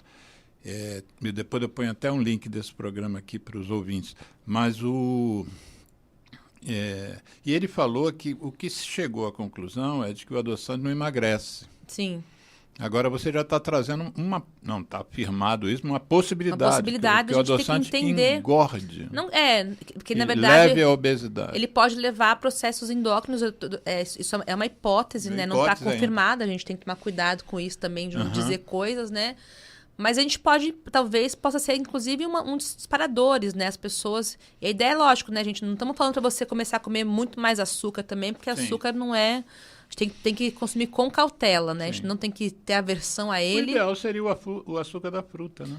E de vez em quando a gente pode comer um doce também, não está proibido, né? A gente não está... A ideia não é essa, a ideia é que mas eu digo, na hora de tomar um refrigerante, fazer um suco natural. Ou beber água também, né? Que também a água, coitada, está cada vez mais desvalorizada. Deixa pra gente no programa não acabar, a gente não tocar nesse assunto. O tabagismo, um dos problemas dele, um dos problemas que a gente precisa enfrentar é o preço, né? Sim. Porque quanto mais barato, mais pessoas não pensam em parar e mais crianças, produto barato, só experimentar. E isso também se aplica ao preço desses alimentos ultraprocessados. A indústria do tabaco não quer que aumente o preço e usa o argumento de que se aumentar o preço vai entrar produto ilegal. E eu não ouço falar muito em preço de produtos ultraprocessados, mas nós dois, junto com outras pessoas, estivemos em Brasília agora, isso foi um tema que justificou a nossa ida a Brasília, estivemos numa audiência pública com o senador Paulo Paim, cujo tema foi o aumento do preço via impostos e impostos sobre produtos ultraprocessados. Como é que você... Qual é os ecos dessa audiência pública? Como é que você vê esse tema em relação a preço e para dificultar o acesso? Sim, não. Quando está falando dos desafios da alimentação saudável, né, e a gente vai chegar no o preço, ele também é um desafio, né, o custo da alimentação. Então, antes de falar em imposto, no Brasil hoje a gente sabe por dados do IBGE que as famílias mais pobres gastam quase metade do seu orçamento com comida, enquanto as mais ricas vão gastar 8% do seu orçamento, mais ou menos de 10% com alimentação. A metade do orçamento quase com metade, comida nas famílias mais pobres. E mais ou menos 10% nas mais ricas. E né? hoje, mudando de assunto rapidamente, tem uma notinha na coluna do Anselmo Góes no Globo, que diz que 5% do orçamento das famílias de classe C, D e E, sabe para onde que estão indo? Aposta desses bets Meu da vida. Deus, 5% do orçamento. Mas vai você aí. Mas é um perigo, né? Então, e aí quando a gente pensa nisso, fala assim, poxa, gasta metade, mas gasta metade de um salário mínimo, por exemplo. Sim. Né? E os mais ricos gastam a metade de 10 salários mínimos, né? Então, os mais ricos, lógico, têm um peso muito menor e tem uma disponibilidade financeira muito maior. Então, hoje as populações mais pobres estão tendo um comprometimento da sua alimentação pelo preço. Um segundo dado importante também, né? A gente tem alguns grupos que acompanham o preço dos alimentos no Brasil e a gente está tendo uma inversão no preço, né, dos alimentos in natura, que sempre costumavam ser mais baratos que o ultraprocessado. E aí não tem que ser nenhum economista, qualquer um de nós aqui que vá ao supermercado, né, e a pandemia foi uma coisa que acelerou esse processo, o preço da comida está cada vez mais alto. Isso. Né? E o ultraprocessado está diminuindo seu preço. Tem Coca-Cola mais barato que água. Não, e aí uma coisa que eu falei antes, que aí eu retomo aqui agora, eles gastam muito dinheiro com publicidade. Então, eles têm uma margem aí para diminuir os seus lucros e baixar o preço. Então, nessa briga, né, além deles convencerem a gente de que eles são bons, gostosos e palatáveis, com sabor forte, eles têm uma margem aí, uma margem de poder diminuir mais o preço e concorrer mais. Fora que, por exemplo, um pacote de biscoito recheado eu não preciso cozinhar. Eu abro, não preciso lavar, não preciso descascar. Né? Então, ele tem uma questão aí, não suja a louça, né? Então, eu como na rua, no ônibus. Então, essa é uma questão importante. E aí, como é que o governo hoje pode ajudar as pessoas nesse sentido? Então, a primeira coisa é tirar os impostos dos que são saudáveis. Então, tentar fazer com que reduza o preço desses produtos. Em especial arroz, feijão, carnes, né, os alimentos in natura, frutas, verduras. Na cesta básica não tem alimento ultraprocessado, tem? É que a cesta básica, a lei hoje é uma lei de 39, e aí não tem nenhum. 1939. Mas quando a gente vê, por exemplo, a do Diese, ou essas que a gente compra, então assim, dependendo, no estado, às vezes tem alguma coisa em lata, biscoito, porque alguns estados têm uma lista específica, e o Rio tem, e do Rio acho que tem biscoito, por exemplo, na cesta básica.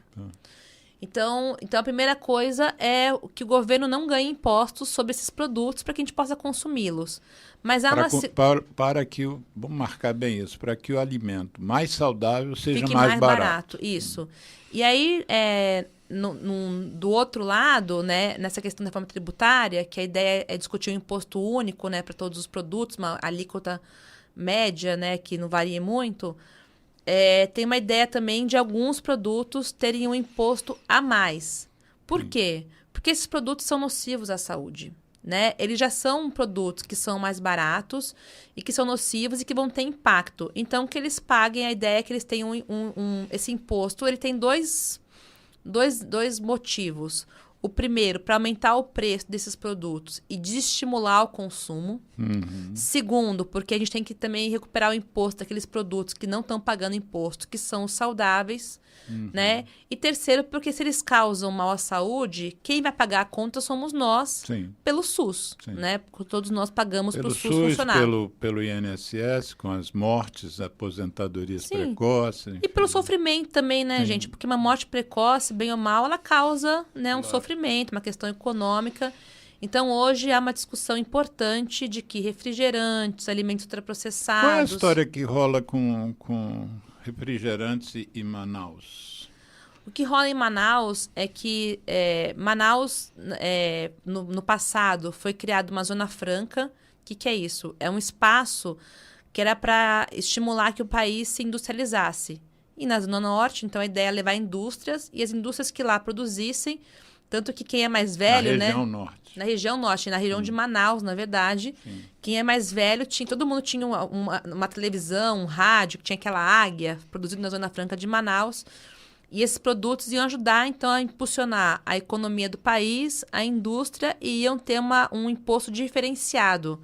Eles iam ter um benefício fiscal por produzir lá. Iam pagar menos imposto. Manaus é mais longe, tem a questão do transporte, do custo, então o governo ia beneficiar. E aí as indústrias de refrigerante descobriram isso e falaram, opa, olha que interessante. Então, como é que funciona? Hoje, as indústrias têm fábricas na Zona Franca de Manaus. Essas fábricas produzem o xarope, que é a base do refrigerante. Seja ele qual for. Seja ele qual for, né? Então, a Coca-Cola tem o xarope dela, a Fanta, o Guaraná. Todas as marcas hoje, as grandes marcas, têm fábricas na Zona Franca.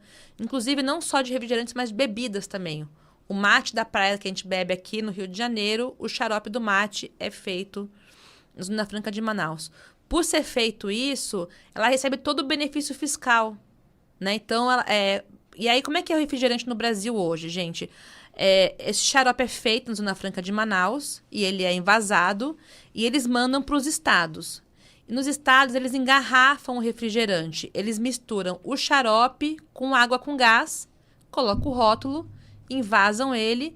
Então, aqui em Duque de Caxias, tem uma envasadora da Coca-Cola. Ela não produz o xarope. Ele vem de Manaus o xarope. Esse xarope ele é diluído numa proporção, né, que é bem vantajosa. Então, ele dissolve nessa garrafa. E aí, aqui de Caxias, sai para o Rio de Janeiro inteiro. Esse é um exemplo. Então, quando esse xarope ele sai de Manaus, ele vai recuperando o imposto pago em toda a cadeia produtiva. Então, quando ele sai de Manaus e vem para o Rio de Janeiro, ele recupera o imposto. Quando vai do Rio para... O que você chama de recuperar o imposto? Ele, além de ter isenção do imposto, o governo retorna a parte do imposto que deveria ser cobrada. Então, hoje, no Brasil, cada um de nós, bebendo ou não refrigerante, a gente está pagando para que eles produzam seu produto no nosso país. Sim. E aí, esse recurso, a gente estima que seja mais ou menos o valor que eles gastam com publicidade. Então, aquela propaganda que convence a gente paga por nós, então, a beber refrigerante, a gente está pagando para as crianças da Coca-Cola iluminado do final no de Natal. ano. Todos nós estamos contribuindo um pouquinho com ele. Sim. Então, no Brasil, hoje tem duas questões. Aumentar o imposto desses produtos, mas também diminuir a distorção para que esses produtos não saudáveis não sejam beneficiados na Zona Franca. A Zona Franca pode continuar, mas não para os produtos não saudáveis. Esses não podem se beneficiar. O pessoal botou o apelido de impostos do veneno, né? Considerando essas coisas como veneno. É do pecado que eles chamam, né? Pecado, que é isso. Do pecado. Veneno é o agrotóxico. Que pecado é como se fosse os 7 pecados capitais, Sim, a gula, né? Então, são impostos que estão nesse caminho. E como é que nós estamos, assim? Porque o senador Paulo Paim me pareceu ter comprado essa ideia e defenderia essa ideia. Mas como é que você vê a maioria, assim, do Congresso? Você acha que isso vai passar? Na Câmara teve dificuldade, né? Porque tem o lobby, né? Essas indústrias, elas fazem lobby muito forte nos deputados e nos senadores. Elas vão convencendo eles, né? Financiando campanha, com artifícios. Então, acho que é muito... Porque hoje o financiamento de campanha tem que ser público, mas... Né, ele é parte privado, parte público, né? Ele não pode mais ser da indústria. Sim. Mas, por exemplo, vamos combinar que a pessoa trabalha na empresa e ela pode ganhar um bônus, e esse bônus ela gentilmente cede para aquele deputado ou para aquele senador. É importante que nós, como cidadãos, façamos pressão sobre os legisladores sobre isso, assim. Então, há campanhas hoje, né? É importante colocar isso, porque não é justo que o imposto que a gente paga, que não é pouco, né, beneficie uma empresa privada. É justo que o nosso imposto pague saúde, pague educação, melhore a rua, as áreas públicas, mas não financiar uma corporação tão grande e que se diz autônoma. Sobretudo para um produto que faz mal à saúde, né? Isso. Um ou vários. Mas nosso tempo corre, né? A gente, quando fala que o programa tem quase 2 horas, a pessoa acha que é muito, mas a gente sempre, no final, tem que correr. Você é candidata a alguma coisa, um cargo político? Não.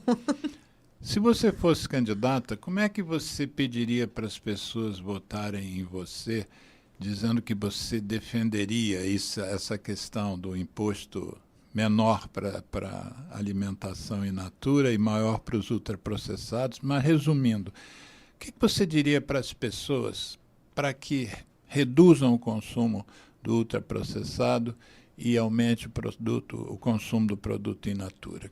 Como é que seria a sua defesa desse tema para você encerrar o programa? Tá, não vou falar como candidata, vou falar como professora.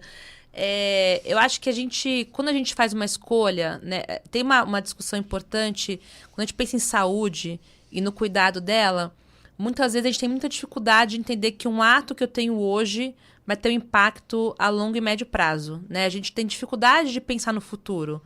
Mas é importante a gente entender que quando uma escolha que eu faço, assim, hoje eu vou escolher que eu vou me alimentar melhor, não vou fumar cigarro, vou consumir menos álcool, não vou consumir, a gente não está só se beneficiando hoje, mas está fazendo uma poupancinha da saúde para o futuro, né? E aí, por que eu quero o futuro? Eu quero ver meus filhos crescerem, eu quero ver meus netos, eu quero que aquele meu plano de ser uma professora melhor se concretize. Então, acho que é importante a gente conseguir pensar que as escolhas nossas atuais, muitas vezes, não vão ter um impacto hoje, mas podem me custar muito amanhã, né? Então, pensar que muitas vezes não vai ser bate-pronto, né? Não é para agora, mas que eu estou guardando um pouquinho de saúde para o meu futuro ser um pouco melhor, assim. Eu acho que esse é um recado que não é fácil, né? A gente pensar no futuro, mas é que nem plantar uma sementinha. Se eu não regar ela não vai crescer. Então, se eu não tiver um hábito saudável hoje, dificilmente eu vou ter uma velhice que me ajude, assim. Então, acho que é um pouco nesse caminho. Ana Carolina, muito obrigado por você ter vindo aqui, dividir esse teu conhecimento com a gente.